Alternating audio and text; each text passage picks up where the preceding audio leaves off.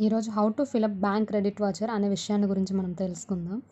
నేను అబ్జర్వ్ చేసినంత వరకు 100%లో 20% మెంబర్కి బ్యాంక్ క్రెడిట్ వాచర్లో E10 ఫిలప్ చేయాలనే విషయం తెలియకపోవచ్చు. బ్యాంక్ క్రెడిట్ వాచర్లో ఫస్ట్ అకౌంట్ నెంబర్ ఫిలప్ చేయాలి, నేమ్ ఫిలప్ చేయాలి, amount fill up in numbers, amount fill up in words also, notes count, denomination రాయాలి, సిగ్నేచర్ చేయాలి, డేట్ వేయాలి, మొబైల్ నెంబర్ వేయాలి, మెయిల్ ఐడి వేయాలి.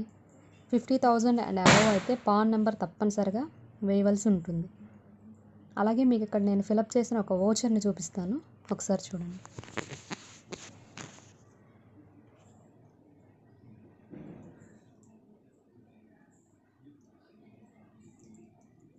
ఇలా బ్యాంక్ క్రెడిట్ వాచర్లో అన్నీ ఫిలప్ చేయాల్సి ఉంటుంది.